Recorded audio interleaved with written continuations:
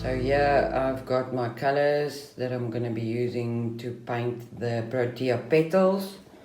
I'm going to mix with my palette knife, and that is just for when I paint. I've got my oil paint medium in there so that my paint dries a lot quicker.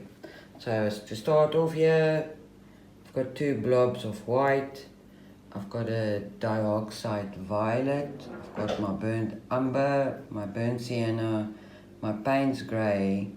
Then the reds and the oranges that I've chosen here, you need to work with a alizarin crimson or a crimson lake, something that's a really deep dark red color. And then I have a cadmium red, and you can use a cadmium orange or any like real orange color. So, and then I've got a brilliant red here as well. Now that's my brilliant red and my cadmium red, crimson and an orange. So those are the colors that I'm going to use to mix all the colors for the Protea petals. Okay, what I'm gonna do is I'm gonna start to mix the darkest reds that I need for the petals. Yeah, it's a very dark red. So you'll use a crimson, you can add purple, you can add your burnt umber, you can add a little bit of the Payne's grey. Any of those combinations will work to get those deep dark reds. And I'm going to always start with the darks, but like I said before, when I worked in the base colors, it's difficult to mix all these colors and then just go and paint it.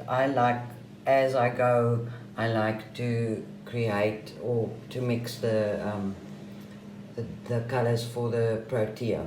This is more precision work, it's a little bit more difficult, it's going to take a little bit more time, but just copy and paste. Mixing quickly here, I'm going to take my alizarin crimson, do that. I'm going to add a little bit of the dioxide violet, mix that in. Like I said before, if you want to know how deep dark your color is, you just drag your palette knife across the page of your palette, and then you can see what color you're gonna be working with. So that is one color. I'm gonna do the same by taking the alizarin crimson. This time I'm gonna use a bit of burnt umber to make it darker. Get another tonal value of your color, put it over there. Take alizarin crimson again, and this time I'm going to add a little bit of Payne's grey. Okay, I mix it all on the same spot. Mix it in properly. That's a really nice deep red. Okay, you can also do combinations of these three colors, but you can see here that they each have a different undertone.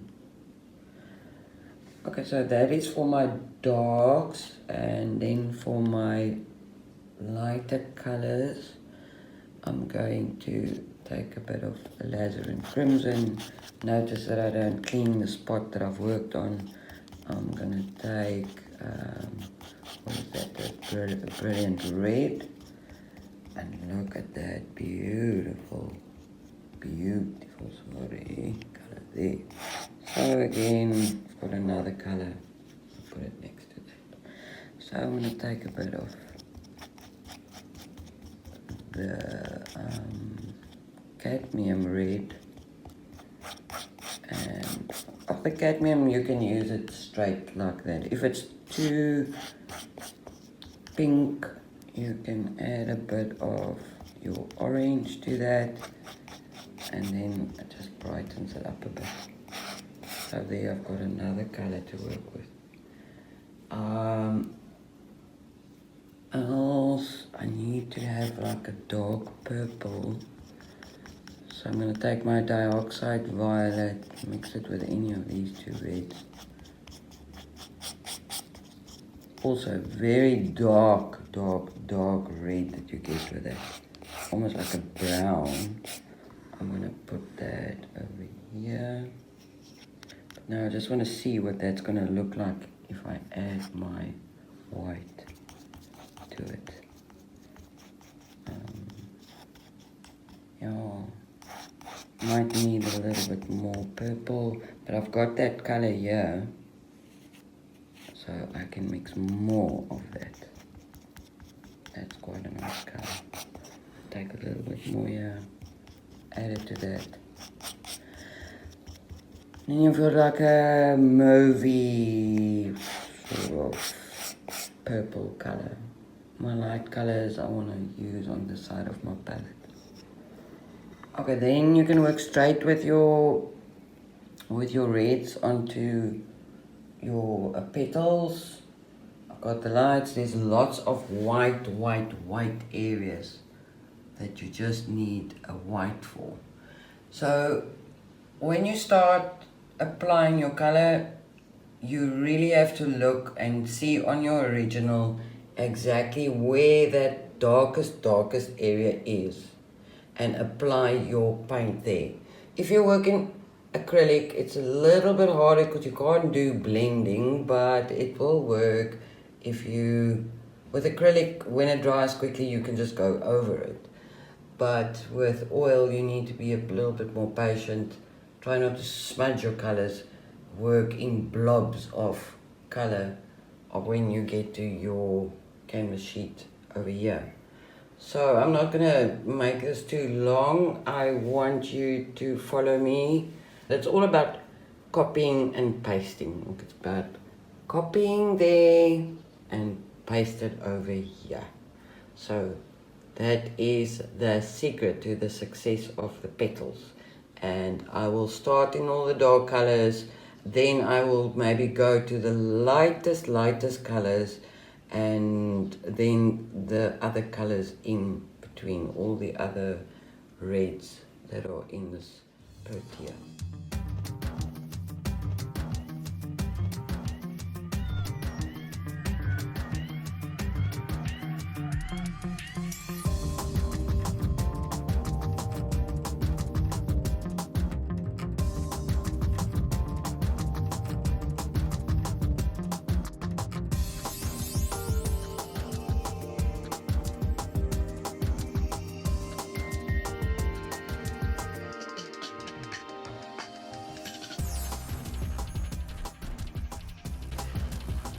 Okay, so this is how far we got with this Protea.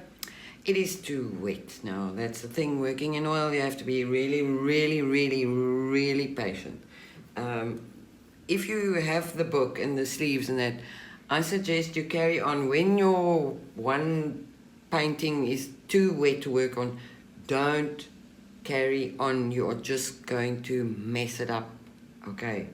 The trick with oil is to know exactly when to stop before you make a mess. I tell my students all the time, I tell them, stop, it's too wet, you can't work on it. They don't believe me, they carry on, they make a mess.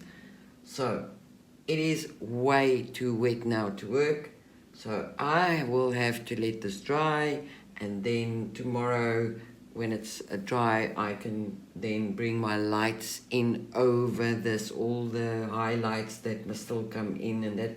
But I'm almost done with this. It's not going to be long, then we're going to be finished with the Protea. Basic steps, just like I said, carry on with the other projects that you have, the other canvas sheets that you have. Start with your basic, with the lines, like I explained in the previous clips. Start with drawing in acrylic, applying base colors, trying to make sense of your picture.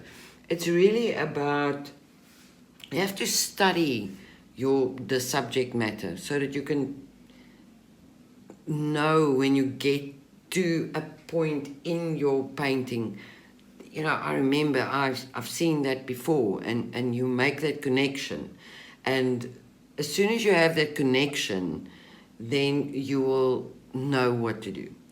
So it is extremely important to actually sit.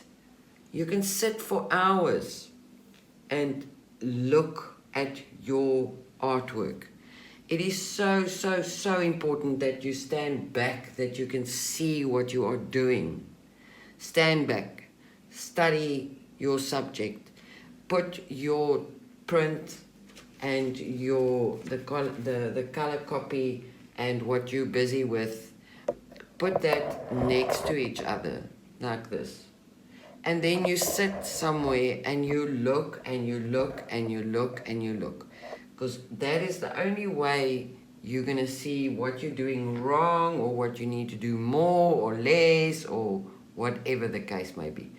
But I always say, look, just look. It's actually very easy. If you just start looking, you will see a lot of things that you would normally not see when you just get so focused and so into this like tunnel vision. You don't want that tunnel vision. You need to stand back from your artwork. You need to observe it from a distance.